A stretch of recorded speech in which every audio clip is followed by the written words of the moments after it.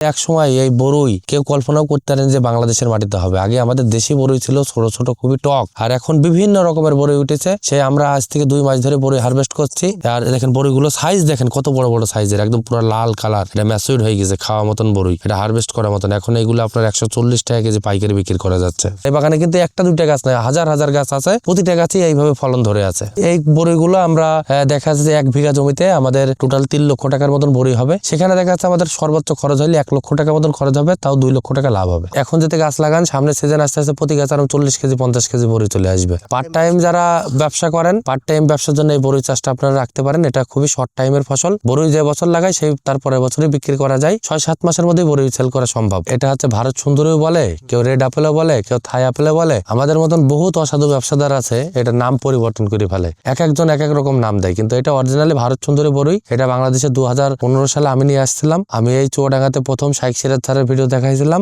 এখান থেকে আস্তে আস্তে সারা বাংলাদেশ আমি বিস্তার করেছি এই কুলের। অনেকজন হচ্ছে পার্ট টাইম চাকরি করে না, তা পার্ট টাইম চাকরির মতন এই বড়ই চাষটা। বড়ই চাষটাই আলাদাভাবে পরিচর্যা খুবই কম লাগে। এটা হচ্ছে শর্ট টাইমের জিনিস। বড়ই আপনার যেতে আমার এই গাছের বয়স 5 মাস বয়স। এটা গাছ লাগানোর প্রথম সিজনেই ফল দেবে। এটা অত্যন্ত টেস্টি একটা বড়ই। আর এই বড়ইটার বড় বৈশিষ্ট্য, এই বাগান থেকে কিন্তু আমরা অলরেডি কিন্তু 2 বার হারভেস্ট করেছি। এটা সবার আগে পাকে। আমরা এই বড়ইগুলো প্রথম বিক্রি করেছিলাম আপনার 170 টাকা কেজি, এখন বর্তমান রেট 140 টাকা কেজি। এখনকার কৃষি হচ্ছে আধুনিক কৃষি।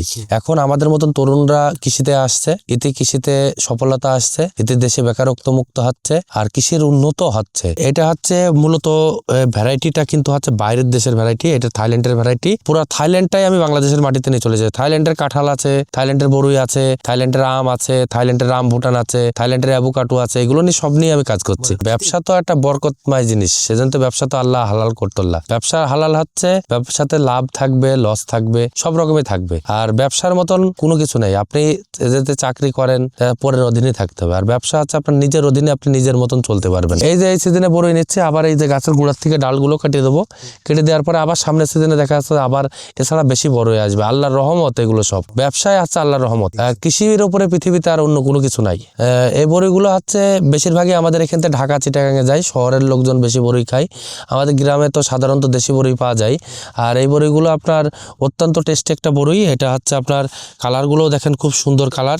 এই বড়িগুলো বেশিরভাগই মেয়েরা খায়। মেয়েরা টক পছন্দ করে, টক মিষ্টি, সেজন্য মেয়েরা বেশি পছন্দ করে। বাংলাদেশে তো সচরাচর দেশি বড়ি হয়, বেশিরভাগই হচ্ছে টক বড়িগুলো হচ্ছে মেয়েরা পছন্দ করে, আর ছেলেরা কিন্তু টক বড়িটা খাইতে চায় না। কিন্তু এই যে দেখেন, এটা কিন্তু সেই টক মিষ্টি বড়ই। এটা হচ্ছে সেই ভারত সুন্দরী বড়ই। আমাদের কাছে অসংখ্য বড়ির জাত আছে, কিন্তু এই বড়িগুলো বেশিরভাগই আছে ছেলেরা খায়, বাচ্চারা খায়, আবার ছেলেরাও পছন্দ করে। এটা ছেলেদের বড়ি।